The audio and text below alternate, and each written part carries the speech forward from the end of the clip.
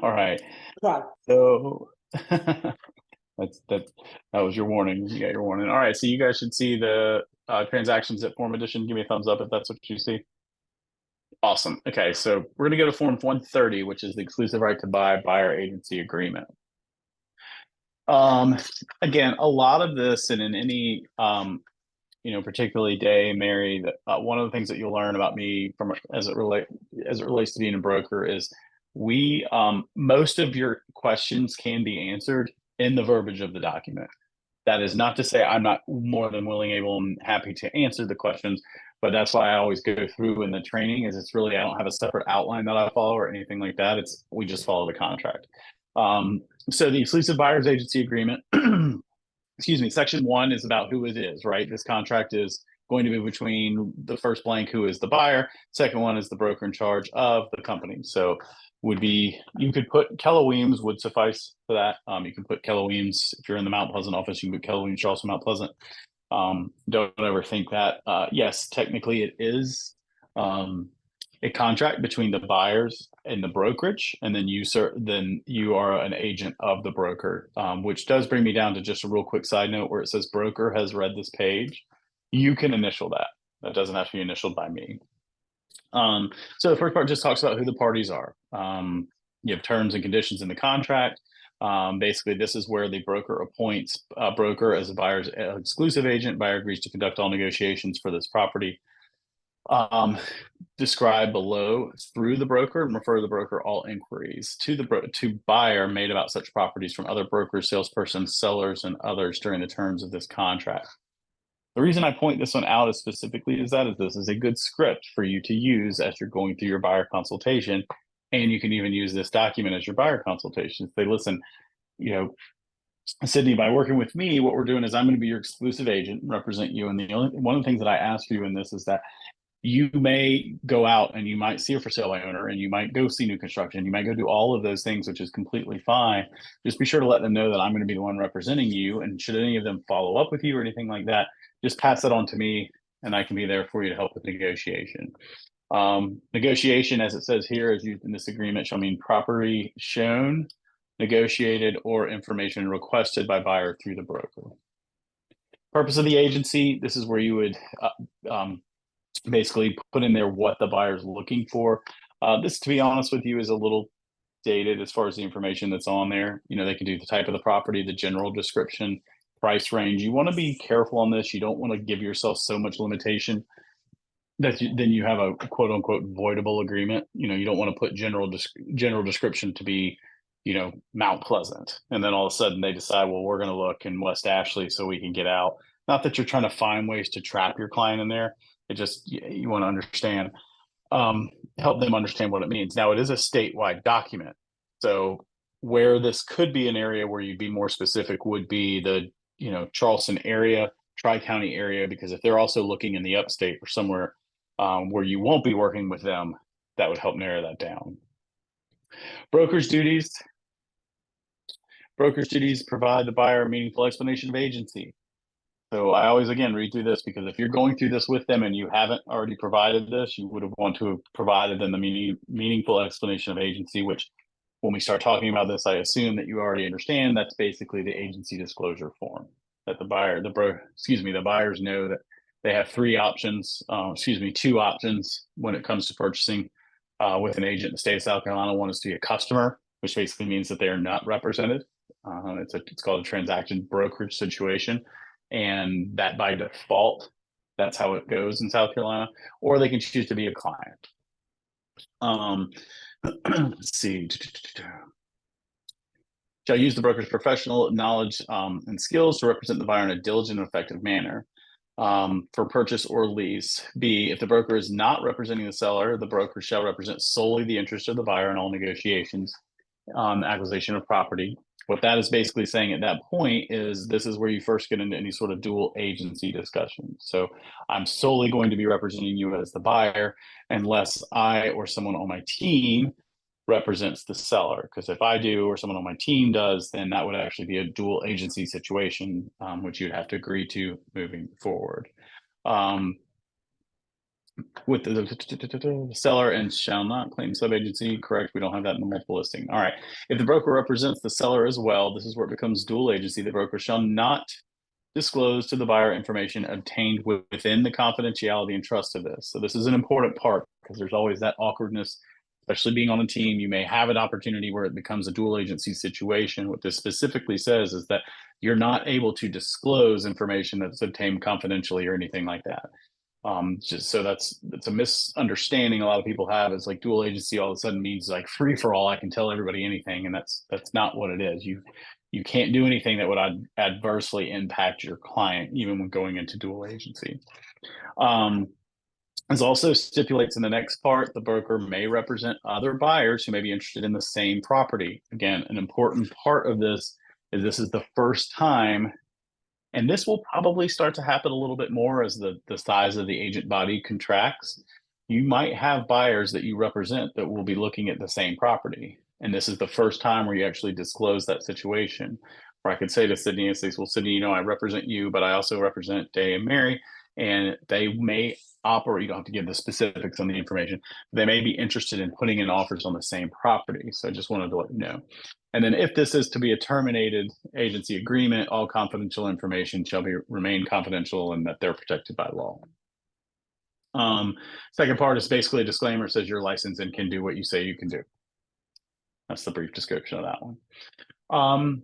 Now, this is the buyer's duties. Again, tread lightly. You're not going to read through this line by line and say, hey, Sydney, here are your duties to me as the buyer.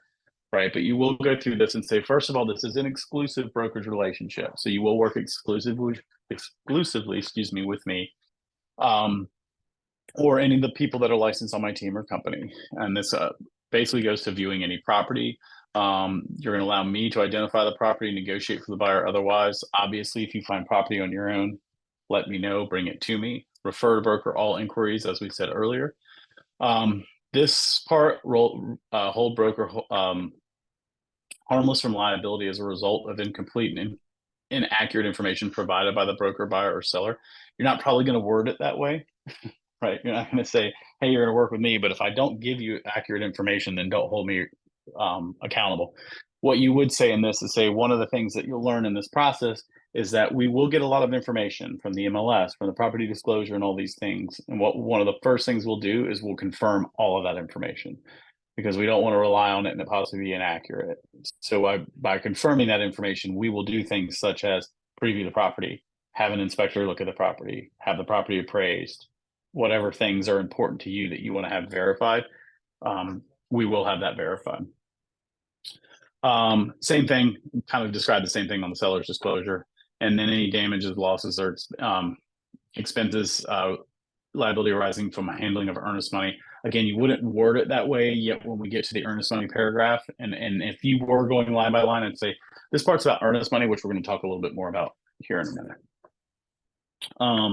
The buyer will then assist the broker in identifying, negotiating properties by providing them with reliable information. As we go through this process, we are still in a hot market, regardless of what people may be saying. So I want to make sure that you have reliable information, that you've spoken with a loan officer, you have all the information turned into them, and that if we do have properties that come up, this isn't as much of an issue, but it could be in certain markets where if we need to go see the property, we just need to have some availability to go see the properties. And then C, provide the broker everyone general nature, location requirements, what your price range is. Obviously, these is probably things you're not going to go through in this part of it. You probably would have already gotten that information from them. Questions so far? That's pretty much page 1 of the buyer's agency agreement. How are we doing? All right. So page 2, this is where we get to the fun part, compensation. All right. So this is the part that has changed. And really what it's done is it hasn't added anything. It just removed your your blanket contingency option. So section 5 is about the compensation. It says broker's fees will be deemed earned when the buyer is under contract to purchase. By the way, let me do something really quickly. You don't have this in front of you. I forgot to do this. You guys are just reading through it.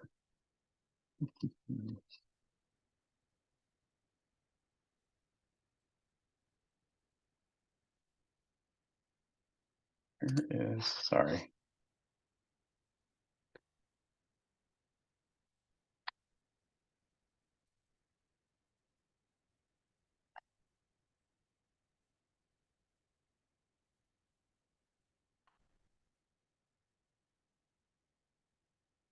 All right, I've thrown a copy of this in the chat box. You wanted to download if you haven't done so already. Sorry about that, particularly as we get to this part.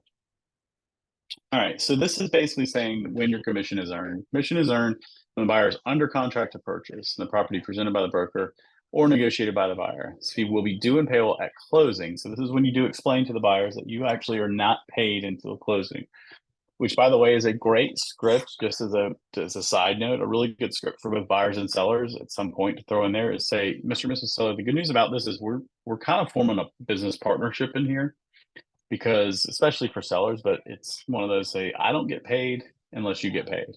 I don't get paid unless you literally have the physical result that you wanted of purchasing a house. So we're truly getting in the business together. So where this says that it's earned when we go under contract, I actually do not get paid until the closing. Now, this is where the trickiness is coming up across the board right now is what this looks like. It does say, or upon buyer's default, which is one of those things, just again, doesn't typically get brought up as a really feel-good conversation. You're probably not going to bring it up in one of your first meetings of, hey, if you default on the contract, I'm still getting paid. However, a buyer could be liable for paying your commission if they default. The total compensation that would have been due the broker will be due and payable immediately in cash from the buyers. So that's just something you want to keep in mind. People are asking about what their risks are in default. That is one of the things that is risk. So there are two ways for a buyer's agent to get paid. I'm going to start with the second one because I want to get that out of the way. By the time we exhaust all the options of the first one, you'll be done talking about compensation, and that's really the most important part. There are two ways that you could get paid up front. One is a retainer fee, which is they would actually strike a check. They would cut you a check by signing this, saying, hey, you're hiring me. And then let's just say it's $1,000. You write $1,000 in there. And then you have the option of whether or not you want that to be credited against your brokerage fee once you earn it. Then they have the second one, which is a service fee. The service fee is basically a fee that is paid no later than X calendar days. So again, it's basically the same thing. It's just not paid here at signing it. And there's three different ways that would happen. The one would be, or it can be paid with as a retainer fee or up until a certain date here. It can be the only fee due to the broker, meaning you could do this and then waive your commission at closing, either by crediting it back or negotiating it along with the contract. It can be credited against the brokerage fee, which is is not the same thing at this point. That would mean the brokerage fee would just be the additional amount would go to the buyer. And then the last one, which is the service fee, can be credited against the brokerage fee and shall be kept by the broker whether or not the brokerage fee is earned, unless the buyer enters into a purchase or sale agreement. So this is basically saying the same thing, but it is stipulating at this point that you're getting paid this regardless of whether or not they find a house. Whereas the second option would be it's paid once they find the property. Okay. So those are those. Again, I can count on one hand how many times I see those on a monthly basis. There are very few people who do retainer fees or upfront fees. Now, some people may charge an additional fee at closing. That's basically an addition to. Let's go back to section A. So this is really where the 95% of us are going to do. So this is where they would initial. And here's what happens. I'm just going to use round numbers, for example, and then we can throw it all around however we want. So for here, we're going to say, we're just going to use percentages. The buyer shall pay a buyer's brokerage fee of 3% of the purchase price or total lease of any property purchased or leased by the buyer, including or for sale by owner. Any fees paid by the seller or seller's agent to the broker shall be credited against the brokerage fee. So what this is saying so far is you're responsible for paying me 3%, but anything I get from the transaction will be credited against that 3%. So if they're offering 3%, you owe me nothing, right, as the buyer. The broker shall use the best efforts to obtain payment of the brokerage fee out of the transaction, but the buyer shall have the obligation to pay the brokerage fee set forth in this contract if broker cannot obtain payment of such fee out of the transaction. In the event that the compensation being offered to the broker from the transaction is greater than the above percentage amount, including any bonuses, buyer agrees that the greater amount shall become the new amended brokerage fee without modification of this agreement, unless otherwise agreed upon in section 17, which we'll come back to. Broker will disclose any change to the brokerage fee above, including any and all bonuses being offered in writing to the buyer if within to the buyer, period. Sorry. If within Just say 30 days of the expiration of this contract, the buyer purchases or leases any property which the broker has negotiated during the term of the contract. Buyer will pay broker the brokerage fee stated above. Couple quick things to point out, and then we'll start to dissect it. Negotiated, that has negotiated during the term of this contract. We're going to go back up to section 1, negotiation. In this agreement shall mean property shown, negotiated, or information requested by buyer through broker. Okay, so negotiated in this term basically means that the buyer is obligated per the contract to compensate you of this fee if this expires or whatever, and within a certain period of time they purchase that property or any properties that were shown to them or talked about with them. Okay. All right. So questions, Mary. Does that mean like purchased, like they closed on it, or they're under contract within 30 days? If within 30 days of contract, buyer purchases or leases. So purchases, it would, that's a good technical question, actually. I would say purchases would indicate a closing. Okay, I just want to make sure. Thank you. Yeah. Yep. Good question. All right. So here's what this all means. All that fancy stuff right there basically means here's the deal: 95%, and I bet 100%. Well, let me ask. I shouldn't say that, Renee. What is the policy? What is y'all's policy as it relates to buyer's agent commission? Do you have a minimum amount that you require?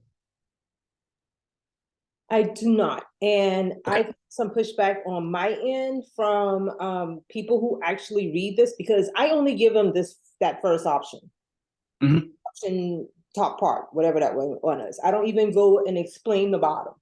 But when talking with them, they read it and they ask me, well, what if the commission comes in at 2%, or what if it's higher? Where do I come into play at when it comes to that? So Correct. I usually just put 2.5, just in case it's a 2.5 or 3, and then I don't have to go back. But what if it's a 2 and I already put 2.5? Yep. So as in black and white, to your scenario, if it's at 2 and you put 2.5, they owe you the 0.5%. Now, whether or not you decide to pursue that is up to you, which again, my business practice would be the same thing. We're going to take what we can get out of there. Now, there are two options here. We're going to go the simple option. We're going to talk through all that. And then we're also going to look at how this can be a negotiation tool on your part. The simple option is you put 0 in here. You put 0 in this, 0%, and then anything that's offered from the transaction, you just get that, right? That would be the simplest option. If you have a buyer that's just super concerned about being obligated to pay anything, you can simply say, that's fine, I'll put 0. Because then what that says is that you'll obtain anything credited towards 0 from the transaction. And this document specifically states, should the transaction offer you more than 0, you don't have to change or amend or anything. Now, what you do have to do is you then, per this, you then have to let them know anytime that they put an offer in, you have to just put it in an email, say, hey, per our buyer's agency agreement, I just want to let you know the commission offered on this is 2%. So I am going to be making more than what was in here. Technicality, the chances of you actually remembering to do that are slim to none. This is being recorded. Do that every time. But with that situation, I'm not super worried about it. Where I'd be super worried about making sure you disclose a change for the better is if you have 3% in here, and then all of a sudden, let's say you've got a builder that's offering 5%. I'm going to let my buyer know, hey, just so you know, I am receiving a bonus on this. It doesn't cost you any more money. It's what they're paying or anything like that. But the simple answer to your scenario is you could put 0 in here. Now, if you didn't want to put 0 and you wanted to keep 2.5 in there just to try to protect yourself, but then let's say you finally get to it and you're like, look, I'm totally fine with taking the 2. You would technically need to go amend this contract and change that 2.5 to 2. Again, at the end of the day, the attorney's going to put on there what he's told to put on there from the agents. So you would be fine with that one. Does that make sense? Okay. Now, this option has been available in a buyer's agency agreement for years. So there's a little bit of an aha, but this was a surprise to a lot of people when it came out, when they got, because there was option A and B for this first for brokerage fee, and there was option A and B for other.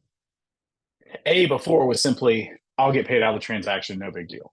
And that's fine. And when they took it away, everybody saw this and we're like, oh my gosh, I can't believe they changed all this. They didn't change it. We just never read this to our clients, which in the spirit of transparency is part of the problem, right? That's a zero judgment statement. I'm just as guilty as everyone else.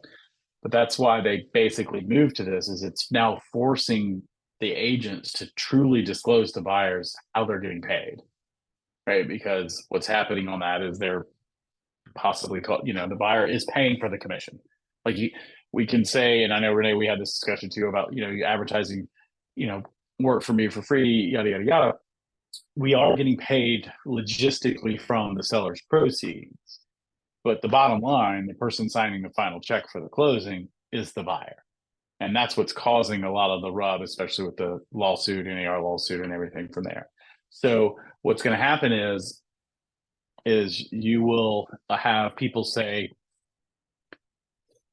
sorry, there's someone at my window. You'll have people saying, yes. You'll have people saying, let me start over. Sorry. Apparently the simplicity of me being on a Zoom call was throwing them off. So what's happening is people were just getting paid at closing. The buyer was thinking you just really literally were working for free, or somebody was paying for you. And then they were like, well, wait a minute, you made $12,000 out of this. If I had known there was a different way for me to get paid or you to get paid, I might have negotiated that differently. So now there is a strong argument. I don't know if it's an argument, but there is a case where this can work in your favor from a negotiation standpoint. And this has started to happen in the last couple of years before even the change. And what that was that people were selecting this option and they were putting 3% in there. And then what they would do, and let's say it was me, I was the buyer's agent, and then I went out and I showed Renee's listing and I showed Jay's listing. And Jay's listing was offering 2.5% and Renee's listing was offering 3%. I am well within my right to go to Jay and say, hey, Jay, I just wanted to know, is there any possibility your seller would actually pay the full 3%? Well, no, that's what it is. Okay, well, just so you know, my buyers are going to be covering the difference. So by them buying your property, it will cost them a little bit more money because they will be covering the difference on this. So is there any way that you'd be negotiable on your commission? Not an incredibly non-awkward conversation, but nothing wrong with the conversation. A lot of times what would happen in that is I'd get a call from Jay or I'd get a call from Jay's broker. They'd be like, your agent said they wouldn't show the property if he didn't offer 3%. That's not what they're saying. But there is a disclosure reality in my situation right now because of my agreement with my buyer. It costs my buyer, from a closing cost standpoint, less money to buy Renee's listing than it does Jay's, as far as their closing costs are concerned. The reason I tell you that is because you can have, if you have 2.5% in there, and let's say someone is only offering 2%, then you can go to that person that's offering 2% and simply, and I personally show every property. This is not indicating that you should not show or advocate for a property, always do that regardless of the commission. I do feel that this is an ability for you to negotiate your commission. There's nothing wrong with that.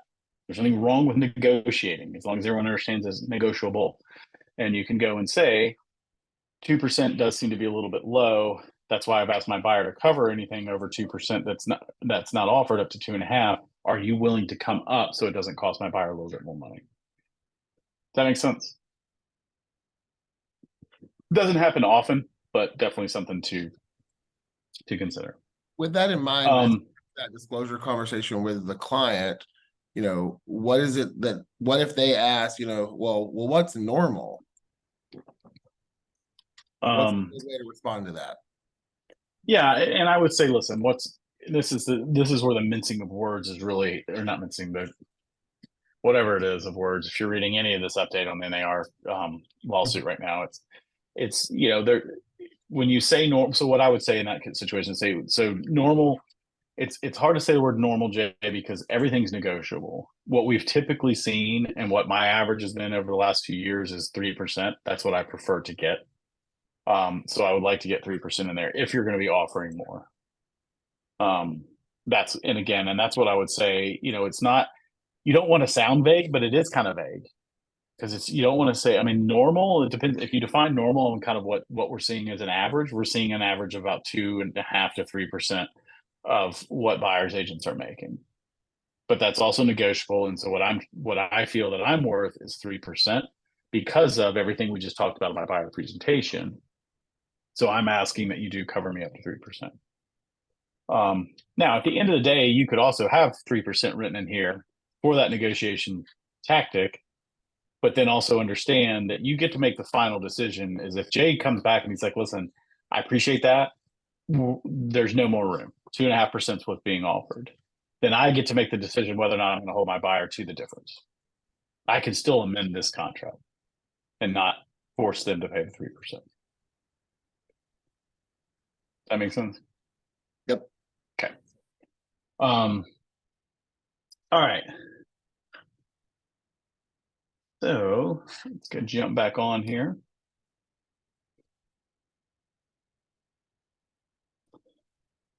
Section 6, terms of the agency. This is the time frame that you'll put in there. Look, this is coming up a lot. We are seeing a lot more conversations. I'm having a lot more conversations right now with buyers wanting to get out of agency relationships for whatever reason. I see a lot of agency agreements that are a very long time. There are some that are, they'll just put in there. Well, first, they won't put any expiration date, which you can't do that. If you do that, it's a voidable contract. So you have to have an expiration date in there. If I'm signing one right now, I'm going to do it till the end of June. I mean, I do my listings and my buyer agency agreement in 6-month increments, right? I'm going to do it till the end of June. If you've got somebody going under contract on new construction and it's going to be longer than that, put it to the end of next year. There's not an exact science to this. I don't know that I love a buyer's agent or a buyer saying, hey, I only want to do it for 30 days. I think at that point, you might say, listen, I'm willing to send this to you in an email. If within 30 days, you're just that unhappy working with me, then we can sign a release. But it is a contract. You're asking them to go under with you. So. Section 7 is where they will basically give 2 things or 3 things, excuse me. First is that they're going to be acknowledging that you've given them the agency disclosure. I jokingly say on this, don't let this be the first time that they're hearing about the agency disclosure, because you're asking them to acknowledge that they've seen the agency disclosure at this point. And where that might sound silly, understand that every word that comes out of your mouth as you're explaining a document they're signing gives you validity or takes from your validity. So at this point, if you're like, well, Jay, one of the things that I was supposed to go over, I'm immediately like, well, what else were you supposed to go over? Right. So make sure this isn't the first time the agency disclosure is coming up at this point, because this is where they're actually initialing that you've already gone over the agency disclosure form with them. They then get to make a decision. It's not a final decision. They basically say, as far as dual agency is concerned, I'm not going to consider it at all, or I will consider it at the time I'm provided information about the other party to the transaction. If I agree, then I will execute a separate dual agency agreement. And then same thing with designated. I'm either saying no to it altogether, or once you present with me all the information, I will consider it. And if I agree, then we'll sign a designated agency agreement. So again, it's once I'm at the time I'm provided with the information about the other party. Here's where this shows up. 99% of the time, they're going to give you permission. However, how you would explain it, and really, let's start with designated first, because designated, you're with the second largest brokerage in town, and where technically, let's just take this scenario here. Technically, if Jay and Renee went under contract together, as it legally states with the state, that's neither dual nor designated. You were 2 completely separate brokerages. Yet, because those separate brokerages have the same broker in charge, we opt to over disclose under designated agency because it is the same broker in charge. Carolina One, if you're with Carolina One Orleans Road office and you're with Carolina One North 17 North, same thing applies. Technically, they are absolutely different brokerages. I'm pretty sure their company policy is they don't disclose as designated agency. That doesn't bother me because there are separate brokers in charge, right? I mean, that is a little bit more of an arm's length. I'm not here to discuss that. I just want to say that in a designated agency situation, you would want to disclose that. Okay. Now, dual agency. Now, sorry, let's go back. In a designated agency situation, there's not a lot of times, if they've agreed to designated agency or consider it, there's not a lot of situations where they would say they're not okay with it. But if Renee came to me and said, hey, I've got a seller, I found them, they are represented by Jay, but the seller is also my sister, so technically it's designated agency. I don't know, I'm going to be super excited that Renee's going to advocate on my behalf with her sister being the seller. Extreme example, but just an example nonetheless. Same thing with dual agency. Dual agency, same thing applies. They said, we'll consider it. But if Jay comes to them and says, listen, I've got a listing, I'm going to be representing them. It's actually my own personal home. So technically it's dual agency.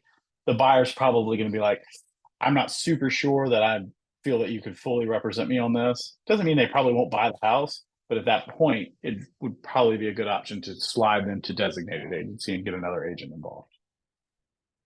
All right. And to clarify, yep, go ahead. So for me, say Day or Mary gets a buyer from one of my listings because they're having an open house, that would be because they're on my team and it's my I list. think you said you froze at the perfect time. So you said they would be, and then came back. So say that again. Well, which one would they be? Designated or They would be dual. They will be dual Yeah. because we're on the same team. Okay. Yes. Yeah, that's It South wasn't Carolina does really stipulate. designated. Okay. Correct. Yeah, South Carolina does specifically stipulate that if you're on a team together, that it does need to be disclosed dual agency. And that's fine. Honestly, that was our office policy before that became a South, because we had teams well before the state started talking about them, and that was always the office policy. So yeah, you'd said something. Otherwise, it's dead. Well, also here's the deal. It's also whether or not they want to be represented. This is always the question I get. It's like, so let's take that scenario. Let's say that Day's on your team. She's hosting one of your open houses, and a buyer comes in and says, hey, I want to buy this house. They have the option whether or not they even want to be represented by Day. They can, at that point, you'd just be a transaction broker. Now, in that situation, I'm going to push very hard to have them actually sign the transaction brokerage agreement. Because it's on a team listing, or especially if it's one of my own listings, I'm going to say, listen, I understand and completely respect that. And because I am representing, or because I'm on the team representing, we are going to have you sign this that specifically states what you've asked it. There's no, and if, again, you can't force someone to sign something. If they still say, well, no, I'm not going to sign it, then you can just make a note on there, did not sign October 23rd, 2023. So yes. All right. Any other questions on that? So one Perfect. question. Go for it. Yeah, go for it. When I'm going through my buyer's agency agreement with buyers, sometimes I do sell my own listings. So I prepare them for that. They're usually fine with it. Mm-hmm. But at this point, I can push it to Day or Mary and just let them know that they're still on my team, but they can represent them and it's still kind of separate. Well, it's dual agency. It does have an advocate. Yeah, it's still dual agency, and it is a separate person as it relates to being an advocate, but it does need to be very clear that it is dual agency. So there's not, obviously all the things still apply as far as confidentiality, et cetera. Yet we're not going to be doing anything that would adversely, not that this is why the word like an adverse impact is kind of a weird phrase, but let's just take that situation. Say, Day will represent you. However, Day can't give you any information about the seller, even though it's a dual agency situation. She represents them, and she can't give you any information that would adversely impact the seller. She can't come in and say, hey, I know they take on your price point, you know, $1.2 million versus $1.8 million. But you know, but I can come in and offer $1 million. I'm absolutely able to present $1.2 million. But that's not based on information that obviously Dave's giving from the seller. Okay. All right, let's continue on. Page 3. So this is where you get to the next part of the other potential buyers that you're going to disclose. This again goes into say, and again, this is a good one for the team, because if the team's working with multiple buyers that you've generated from the same pool of listings or are in the same market, you want to put in there basically saying that there will be other buyers in this, and that you consent the broker's representation of each other buyers, and that they're not going to give confidential information. Same thing applies. I can't go and advocate for one over the other. I can't go in and say, hey, buyer A, I know buyer B has offered X percent. Now, here's the thing though. You can if the seller has given you permission to do so. And this is where it's kind of I don't know that I'd bring this up in early on, but if I'm working with Day and Mary and we're going in and putting an offer on Jay's listing, and Day comes in at 500 and Mary comes in at 525, and Mary comes back and you know they come back and say, well, Day, that you know we've got another offer, yada yada yada, and Jay says we've got another offer. My seller wants you to know the other offer is 525. You've now been relayed that information from the seller, and you can now give that to your buyer. What you can't do is go in and say, hey, I've got another buyer that's offering 525, because then you're pitting your buyers against each other. But if the seller has asked it to be disclosed, you can disclose it. Does that make sense? It's tricky, but it is what it is. All right, so let's jump on. Indemnification of broker. Buyer promises to disclose the broker whether buyer has a signed agency agreement with any other broker, or has given the prior information about any property, subject property for any other broker. Basically, what this is, how I would use this from my script standpoint, is I would say, Jay, I just want to double check again that you are not currently working with any other agent in an agency relationship. You don't have any signed contracts or anything there. This is typically where it comes up with like, well, I did, but they canceled it, or it expired. You are going to want to ask for some sort of evidence of that. Now, it is to protect you, to make sure that you're not being accused of going behind the sign or behind the agreement, but it's also to protect them.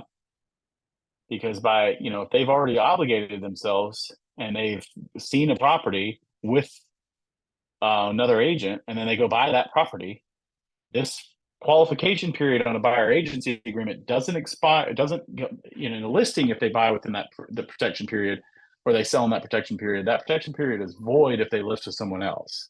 Your protection period in a buyer's agency agreement is not void if they sign a buyer agency with somebody else. So you want to make sure that if they have gone and seen a property, or they could be obligated to pay 2 commissions, that would be a challenge, or just a commission. So you want to make sure you use that as an opportunity to bring that up. Section 10 is typically when you have high net worth or celebrity clients, is whether or not they want to be held confidentiality as far as their identity is concerned. Paragraph 11. Paragraph 11 is basically your liability. It's basically saying that buyers agree the broker provided you with benefits, services, everything in consideration and recognition of the risk, rewards, compensation, and benefits arising from this transaction to broker. Buyer agrees that he shall pay brokers' attorney's fees, and that broker shall pay brokers' attorney's fees, and that the broker shall not be liable to the buyer in an amount exceeding the broker's compensation by reason of act, omission, yada, yada, yada. What this whole thing is saying is that in the event something goes wrong after the fact, let's just use an obvious one. Let's say a buyer purchases a home and they find out afterward it had termites, and for whatever reason everybody missed it. If they sue you, what this paragraph says is they can't sue you for more than how much you earned. So you will have some pushback on this. Like if you've got some highly technical, or you got an attorney as a client and they read this, they're gonna be like, like if I'm gonna sue for what I want to sue for.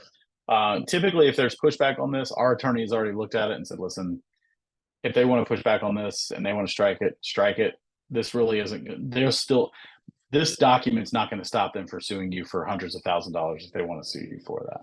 But what this is saying is that you are protected on some level. We have E&O insurance, so it's not like it would get to that level anyway for you. But that's basically what this is saying, is that you would not be sued for more than what you earn on there. Section 12 is a non-discrimination. This is one that needs to be updated to match fair housing. That's in conversation right now. It's basically a disclosure that you know, agrees that actions carried out on this shall be in full compliance with local, state, federal housing laws. You would be surprised. It's fascinating to me every time my naivete is like, I mean, do we really have to tell people this now? Yeah. Within the last week, I've had agents call me and say, just in a passing conversation, they've had buyers say things about neighborhoods, and they're like, luckily our agent has called me and said, hey, I have to fire this buyer because this is what they said. And I'm like, I'm glad you've made that decision. But yeah, this is an additional disclosure of a non-discrimination of we do not discriminate. We're going to follow all the fair housing laws. Professional counsel. This is a first time of many. There's a big paragraph about it in the purchase and sale agreement, which is saying that the broker is being retained solely as a real estate agent,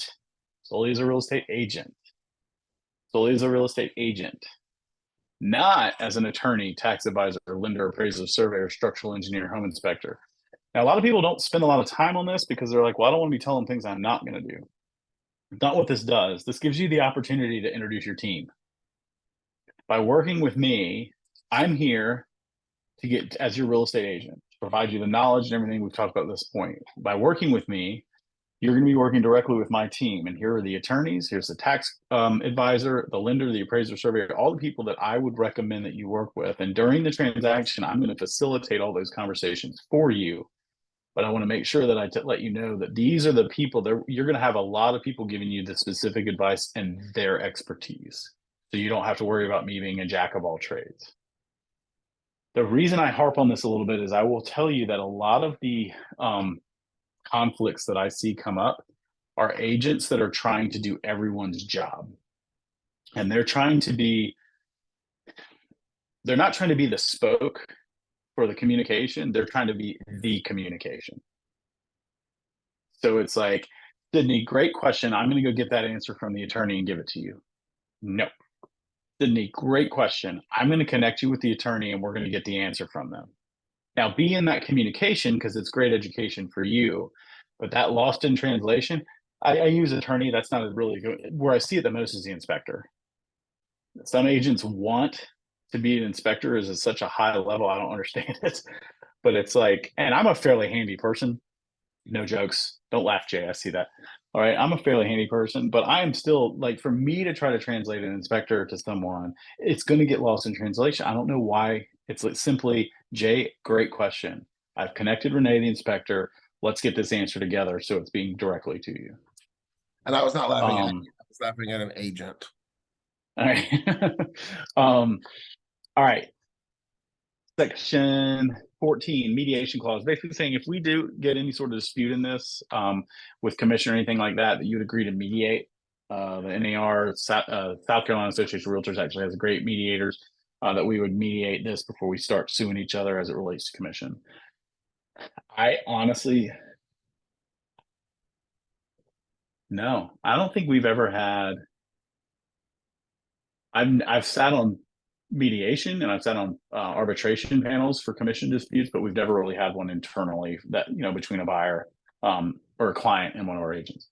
Section 15, sexual offender criminal information. This is just a disclosure that says that we're not responsible for obtaining this information. This kind of goes up to the professional services. If you have questions about sexual offenders, any criminal information of anything that's going on in the area, point them in the right direction. Don't take that responsibility on yourself. I've seen that a lot where people are reluctant to do it because I had it happen to me. It was a renter one time, and it was in an area that I honestly didn't know because it was an area that I know 3 blocks one way. I probably wouldn't hang out at night, but where the house was, I'd be fine. And they asked about criminal information, pointed them in the right direction. Unfortunately, that does open up to that whole area saying the criminal information can be, there's a lot of crime here. So, but you still want to point in into the right area, or excuse me, the right direction to do the research on that, and then explain to them that understand that also becomes in very micro markets too. That sometimes it can be generalized that, hey, North Charleston's, the crime rate in North Charleston's high. It's like, okay, well, you're taking in a large area when you're doing that. But if you look at specific areas, here's where you want to look to find that information. 16, basically the same. This is a binding agreement. So when we've had a binding agreement. We're bound to each other until we decide to terminate or it expires. Section 18 says you can use fax machines, as well as any other electronic means to sign or communicate. 19 does say that this is a good disclosure, and I think most people do this in their buyer agent and the buyer consultation is, hey, there are sellers that may surveil the property, and they are going to have to do that per South Carolina law. But understand that when you're in a property, that there could be surveillance going on. They can hear what you're saying and see what you're doing. This is a deal. This is a big deal. Lynn had one earlier this year where her buyers didn't do anything wrong. They just had personal opinions of the home that they voiced, and the negotiations were sour from there forward. And it was and we didn't find out actually until negotiating the repairs, and the listing agent finally was like, look, I got to tell you, these people don't like your buyers. They don't like your buyers because they had I think it was like what was it? Oh, they had a sign that said, please remove your shoes. And the buyer made a comment and said, so let me get this straight. I have to remove my shoes to step into this filthy house. And it was south from there. It was somewhere along the lines. It was south from there.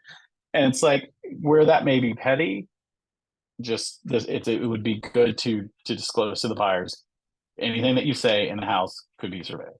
So just be careful on that. And then last part of that page is where everybody signs. Questions?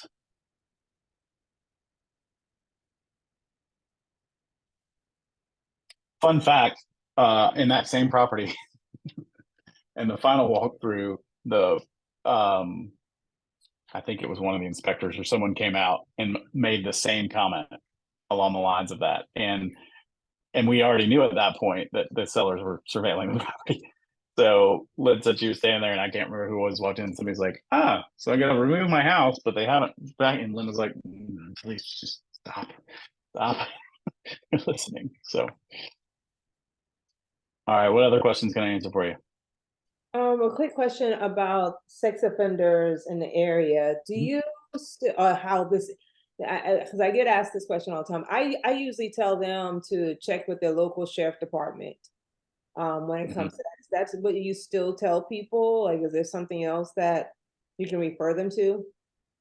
I go start with the sheriff's department, and then also I don't want to be the guy that just says Google it, but you also want to be very careful on the resources you're pointing them to. So starting with the sheriff's department is always a good default one because they're going to be the most accurate one. Yeah, I say either sheriff's department or the FBI database. There you go. All right. Well, guys, if you have any questions, let me know. Otherwise, have an awesome day. Go get more buyers. Thank All right, you. guys. Thank you. Thank you guys for being here. Thanks to the team.